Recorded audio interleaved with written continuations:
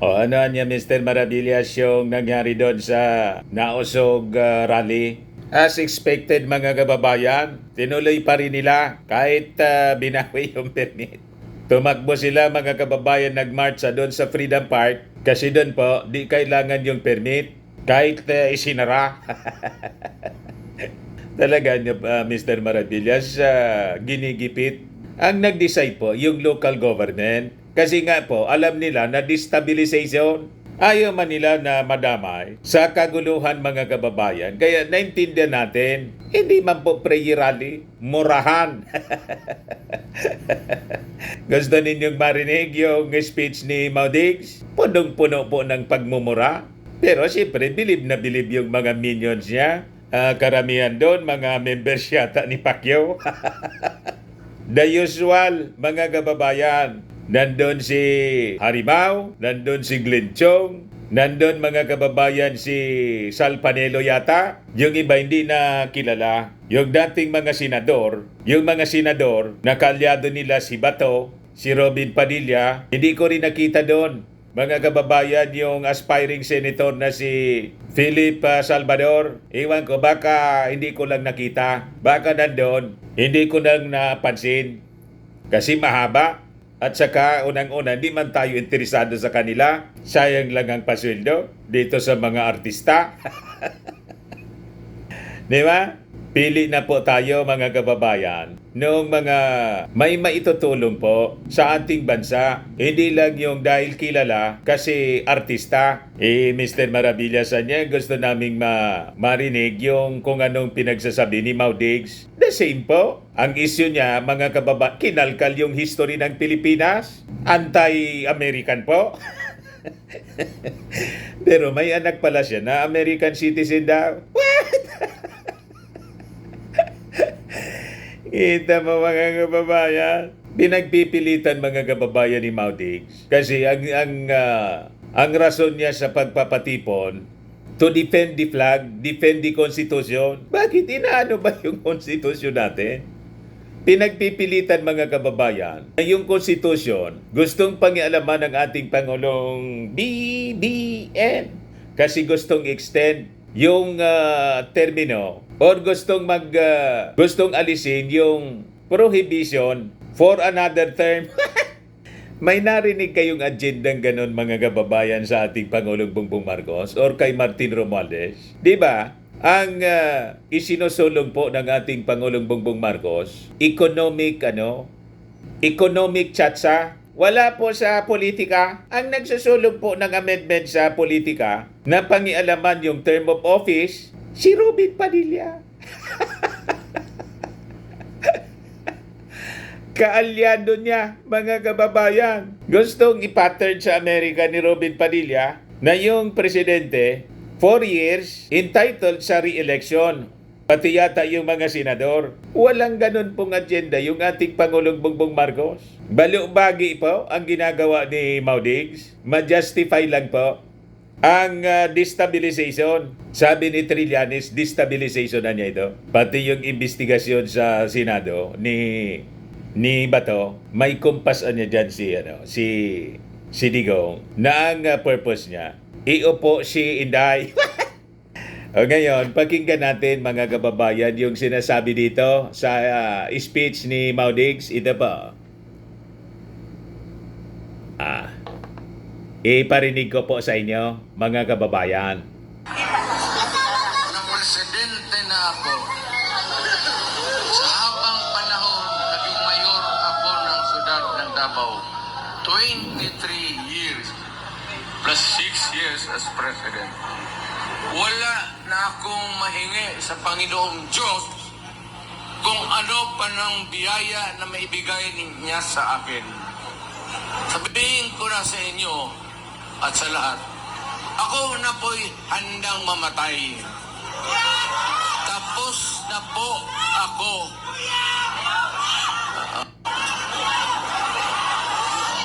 Paano tayo mamatay niyan? Tapos na daw siya pero ayaw pang tumigil po sa pangingialam. Talaga niya Mr. Maravillas, balibaliktad yung sinasabi ni Maudigs. Balibaliktad po. Kung tapos ka na, wala ka nang pakialam dapat sa politika, mamahinga ka na dapat po. Just like yung ginagawa ng mga previous presidents, tulad ni Erap. Kahit nga si Jimmy, hindi nagsasalita. Delikadoan niya si Jimmy, baka kung barkada ni Inday. Pero at least po, hindi nagsasalita. Pero, ito man lang po, kahit si Panot, nung nabubuhay pa, pinabayaan lang siya, mga kababayan. Ito yung worst po. Si Maudigs, mga kababayan, nangingialam at ginagatungan. Dito po, pati dito sa speech niya, ginagatungan na naman po yung ating military, freedom of expression niya daw. Kung libilosan niya yung sinasabi ko, di kaso ninyo, yan man talaga po ang mangyayari. Sinisimula na yun kay Pantaleon Alvarez. So, ituloy natin mga kababayan yung sinasabi niya rito. Huwag buyag-buyag kayo dyan. Well, anyway, gano'n yung ano ko. Napilitan lang akong lumabas dahil dito. Now remember that we are not choosing or electing or campaigning for any person. There is no election coming our way.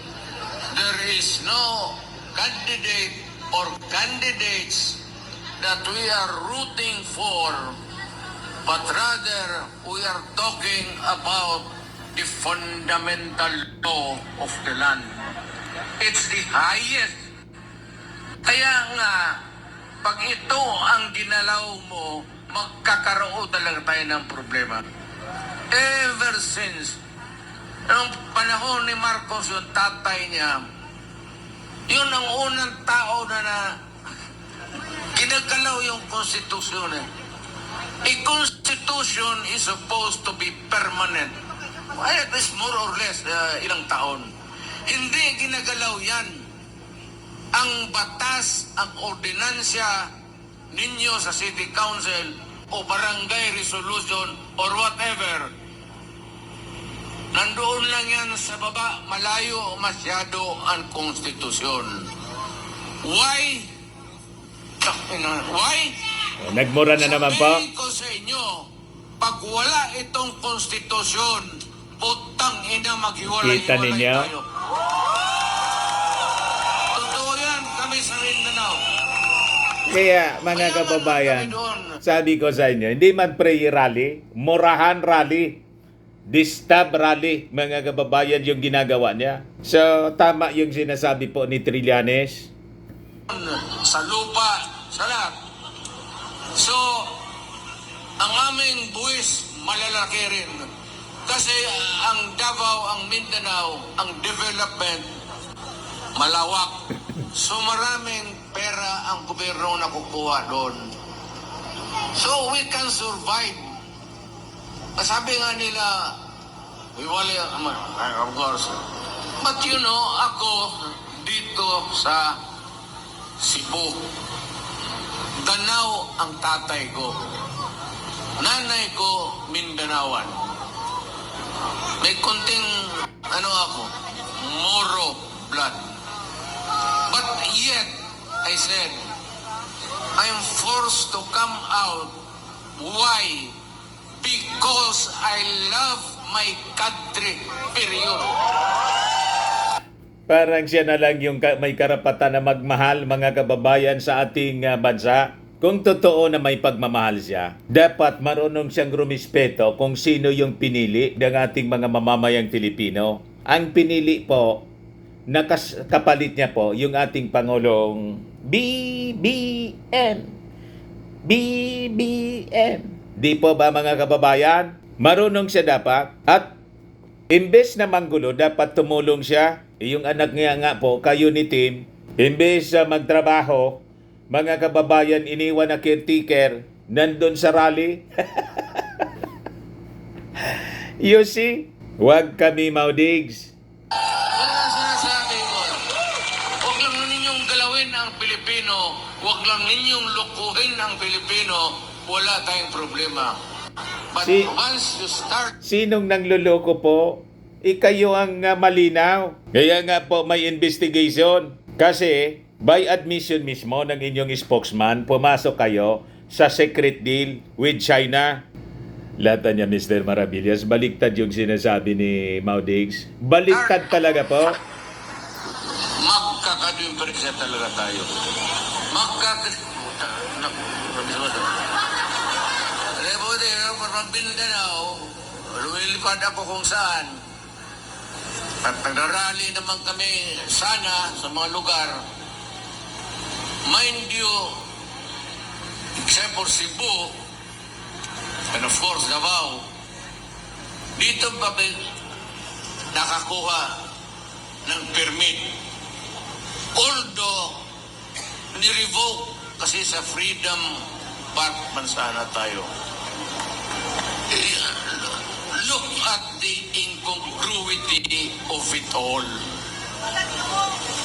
Tingnan mo naman ang Freedom Park, where we are supposed to air our view, our sentiments, at anong sa utak natin para sa kapwa. Ano pang problema niya? Nagdadaldal na nga siya.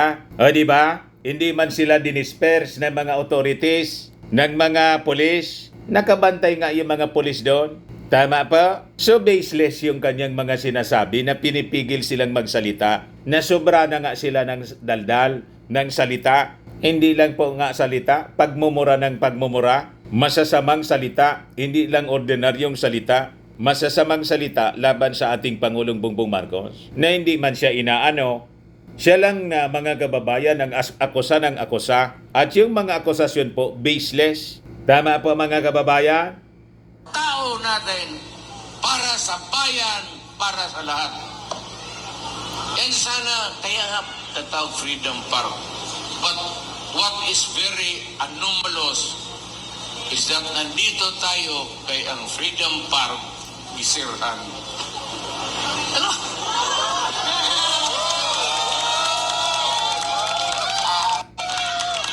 Sa katagal-tagal kong pagkamayor ay never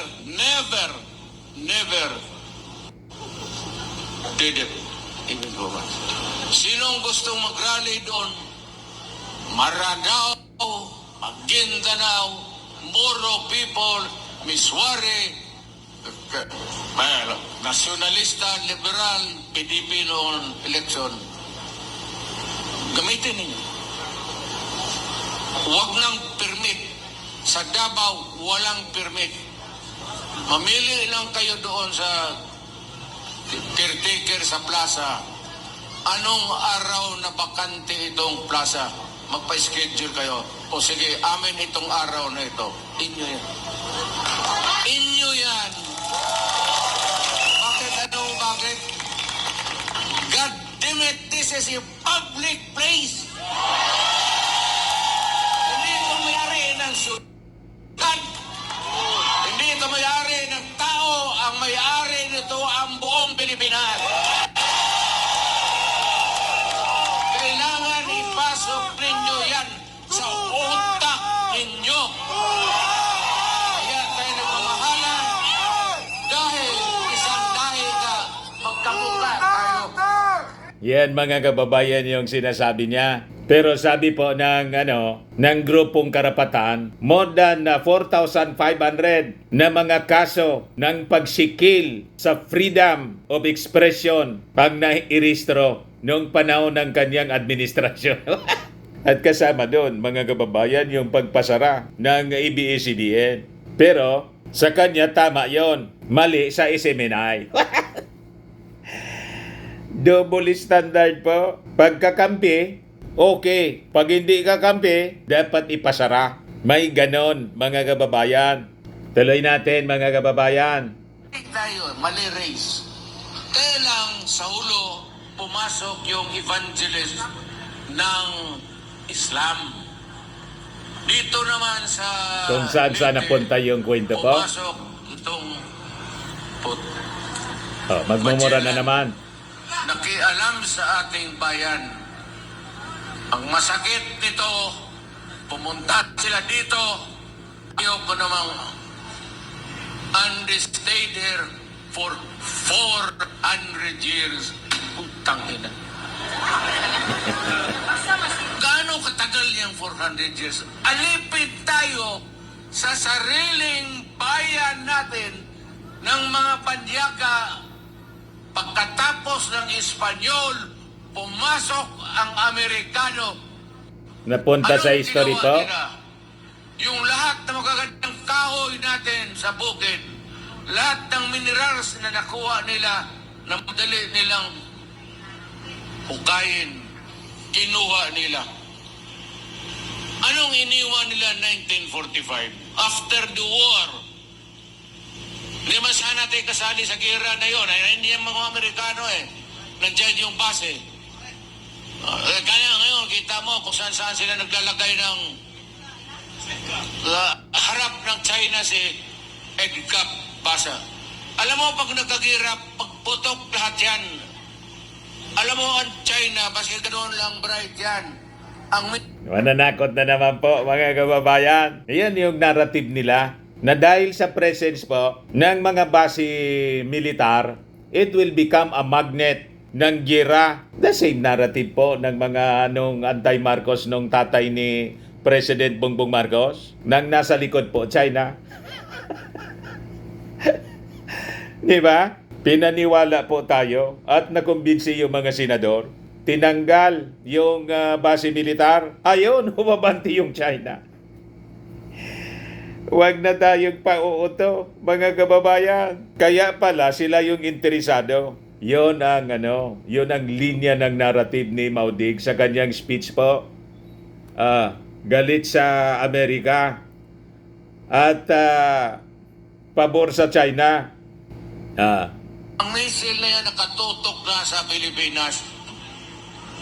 Kaya hindi ako galit sa Amerikano. Ang mga... Huwag maniwala. Well, anak, ako na American citizen. Wala akong tao por tao. Wala akong problema. Ang problema ninyo... Kaya pala, nung panahon niya mga kababayan, almost wala yung balikatan. Kasi yun po ang agenda, mga kababayan. Dumistansya sa Amerika Amerika, para makabuelo yung China. kayong noong mayayaman at mighty, may mga armas, pumunta kayo dito sa Asia. Yung maliliit na kinuha ninyo, conquered and all. Yan ang history natin. Ngayon, okay lang. Binigyan tayo ng Independence Day. Oh, thank you. But before I forget, pasalamatan ko, mahal ko to, alam nila, yung mga polis na militar. Naglalagis-lagis siya sa mga polis militar. Akin yan, maniwala kayo. May gatong Akin po. yan, militar, pati polis, sa tao yan. Hindi yan nakatutok maninong umuupo dyan sa putang inang. Kita Alam ninyo? ko yan kasi galing ako sa Malacanang. May gatong na. Alam mo yan, mga militar pati polis, pag luko-luko ka dyan, iiwanan ka talaga. Kita ninyo? Magkudita yan. Magkodita daw. Magka-Pilipino yan. Ang polis inyo yan, militar. Gustong palabasin mga kababayan ni Maudigs, pwedeng magkodita ang mga sundalo at polis. At sa kanya, okay lang yon. You see, nanggagatong mga kababayan. Militar inyo yan, huwag kayong matakot. Pag magpunta dito, wala yan. Ang iniisip yan, bayan, pati tao, pagsisilbihan nila. Tinalalabas, kampi sa kanya. Inyo yan. So, mahalin ninyo ang militar, pati pulis. Mabuhay sila. Kasi kung wala yan, matagal na tayong kinain doon sa South, ang insurgency, at dito naman, itong komunista. Ngayon, medyo wala na. Sana, mahina na lahat. So, pasalamat tayo sa serbisyo nila. Balik tayo doon sa independence. So, ganun pa man, perfect na sana. But once in a while, maganda na ang takbo. Independent Republic of the Philippines. Every now and then, we have elections. We choose the leaders sa community to run the government. Okay na yan. Pero yung seasonal yan eh. May panahon talaga, Marcos noon attempted to tinker with the Constitution. And then we had trouble. Kaya pumasok si Cory at si Cory naman fixed it itong 1987. Pero ganun pa na marami ang pagkukulang. May pagka-anti kasi sa establishment eh. Hindi sa military pati police.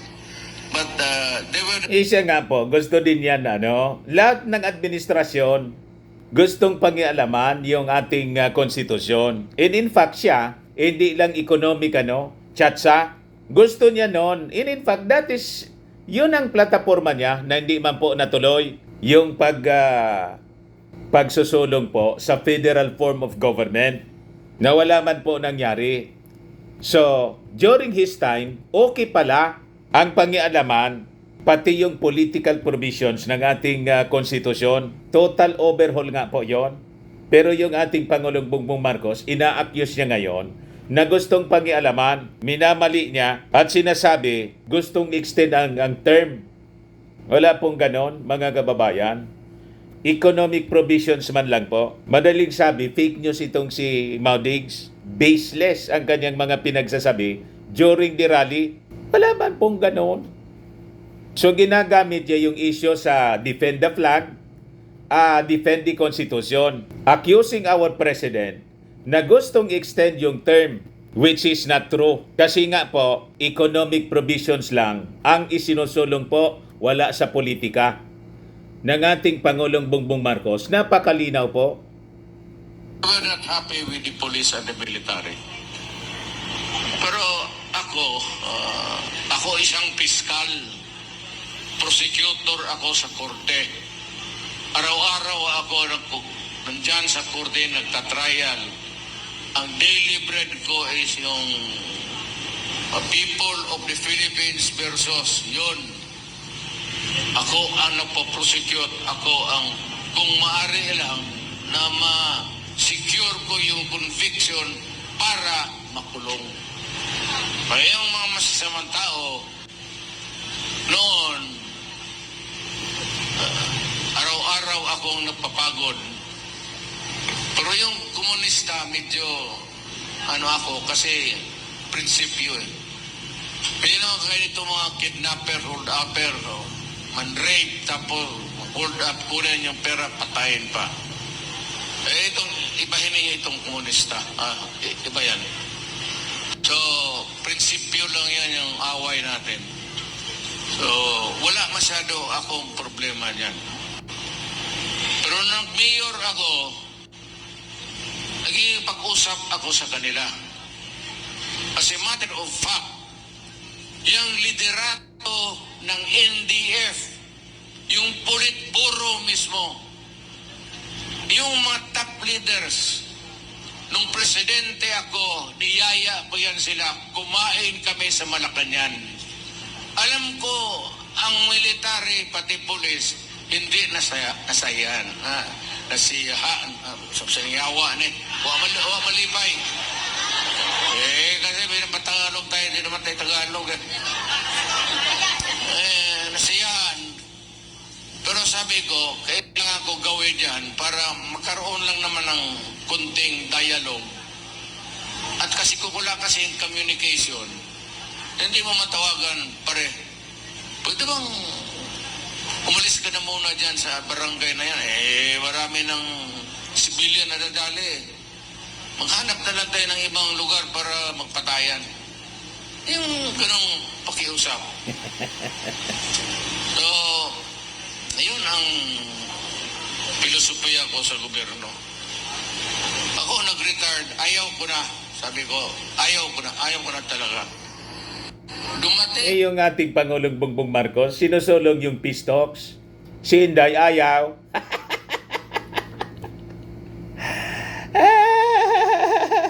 Inconsistent sila, mga kababayan. Di ba yun ang policy ngayon ng ating Pangulong Bongbong Marcos? ito, bigla na lang ito ngayon, si Marcos. Hindi pa naman, in fairness to him, hindi pa naman nag-uumpisa, pero may plano sila ng chat-chat. Dito na pa. Change the Constitution again. Huwag mong pakialaman yung konstitusyon kasi that is good for 10 to 15 years. Bakit naman hindi pakialaman? May power sila. May right silang pakialaman. Kasi nga po, hindi na akma sa pangangailangan ng mga mamamayang Filipino. Pero itong pangingialam sa ating konstitusyon, walang kinalaman sa politika na gusto nilang extend yung kanilang turno, yung term of office nila. Kasi nga po, economic provision lang. Pero pinagpipilitan ninyo na ang agenda, extension, walang katotohanan. So, ibig sabihin, baseless ang inyong mga pinagsasabi. Tama po, mga kababayan. Ituloy natin yung sinasabi niya rito. Unchanging yan. Kaya lang kinakalkal mo, and every time yung tatay, pati ngayon itong anak, si Ferdinand Jr., gustong baguhin. Alam mo itong konstitusyon dala ko. Ang putang inang na itong konstitusyon na ito. Oh, ilang pages yan. Alam mo, gusto nilang pakialaman? Ha? Ang gusto nilang pakialaman.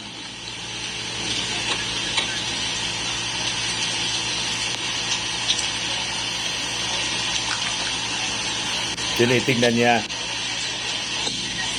kung ano yung gustong pangialaman na hindi man totoo po. Bago sa lahat, papalaala ko lang, lahat sa gobyerno, mayor, governor, o sino man, may page lang dito, ng yelo. Konstitusyon ito, makapal to. Ewan ko ilang pages. Pero itong linya na ito, this is the only thing that I would like to talk to you tonight. Okay, so ito lang yung relevant. Ito yung may connection lang kung bakit nandito tayo. Okay, basahin ko. No law shall be passed abridging the freedom of speech, of expression, or of the press, or the right of the people to peaceably assemble. Wala bang ganun po? Hindi man yun pinangingialaman. Economic provision nga. Wala man. Hindi yun pinangingialaman na tanggalin at isensor ang sino man na makapagsalita. Walang ganon. Hindi nasa agenda ng Congress, mga kababayan. And so, baseless ang kanyang sinasabi. To assemble and petition the government for the redress of grievance. Hindi nga talaga ito pinaano eh. Whether it is a park, walang reservation yan. Fake news. You are not the owner of this kantang government. Hindi mo ito Nanggigigil siya? Huwag mong sabihin na, ito para lang sa partido namin, di sa oposisyon o kalaban, anak ka ng puta. Yun ang pang-revolusyon. Because if you suppress or oppress the people and you do not give them an space to palabasin ninyong init nilang ulo nila, ang masakit ang loob nila. Ay, Gustong-gusto niya na, ano, nagkakaroon magwala. tayo ito, importante ito. No law shall be passed abridging. Huwag mong pakialaman. Huwag mong letsayan yan. The freedom of speech. Bakit? Hindi ka pwedeng Pinakialaman ba mapagilan. sila? Pag sumobra ka, maltable ka. Kaya nga sila nakakapagsalita. Kung dito ngayon, Sobra-sobra na nga ang pagsasalita nila. hindi mo ako tawagin mo ako Duterte. O ito lang pwede mong sabihin. Siya nga lang po ang nakakapagsalita ng ganyan, mga kababayan. Sino ba sa mga Marcoses, sa kanyang pamilya, ang pinagmumura na sila? Di ba wala sa mga Marcos ang magsalita ng kung ano-anong masasama? Pero may reklamo pa po. Nasubrahan sa freedom. Ito yung freedom of speech. Sabi ako nito, anong sasabihin mo? Basta may sabihin ako. Hindi mo ako Spoil. pigilan because that would be censorship. Hindi mo pigilan. Ngayon, kung ano man sabihin ko dito na may nasaktan o may masalita ako labag sa batas, sedition, or inciting people to commit sedition, then, inanda ako. But nung ka na hindi mo ako, do not allow me O kaya nga may mga legal actions na sa inyo. stand over your fucking business. Gusto mo pagkatapos kung may nasaktan, di magdemanda kayo. Yan ang mangyayari po talaga. Kaya nga po may demanda kayo sa ICC. Tama ba? Kaya importante yung publication. Hindi mo pwedeng, huwag mong sabihin dyan sa newspaper, ito sabihin mo. At saka yung press, walang lisensya yan. Yan ang negosyo. Mag-printing press ka na, hindi ka kailangan humingi ng permit kahit kanino man. Ganon kahalaga itong konstitusyon na ito. Huwag ninyo itong bitawan. Magkalit-salit na ang buhay. Sabihin, Wala man po. kung hindi tayo pwede Walang intensyon yung ating administrasyon na tanggalin yung provision na yun na sinasabi niya. Madaling sabi, gawa lang niya po ang kwento. Nag-aakusa siya with the baseless accusation. Walang ganun po, economic provision lang ang gustong baguhin ng Congress with the approval ng ating Pangulong Bongbong Marcos, kasi kailangan natin para ma-invite natin yung mga maraming investors. Makapag-attract po tayo ng direct foreign investments dito sa ating bansa para umunlad po yung ating bagong Pilipinas na ginugulo po nila. Yan ang malinaw po dyan. intindihan dito, patayan. Kaya importante yung publication. Hindi mo pwedeng, huwag mong sabihin dyan sa newspaper, ito sabihin mo. At saka yung press, walang lisensya yan. Yan ang negosyo. Naulit lang po. Press ka na. Hindi Napindot ka ko. kailangan humingi ng permit kahit kanino man. Ganon kahalaga itong konstitusyon na ito. Huwag ninyo itong bitawan. Magkalit-salit na ang buhay. Sabihin, kung hindi tayo pwede mag-intindihan dito, patayan. Kita ninyo, ang sama ng bibig. Ganoon talaga ang buhay. So, Laging patayan yung gustong mangyari niya. Kung hindi daw magkasundo. I'd like to move on Laging to may something pananakot. else. Maliit lang itong istorya ko.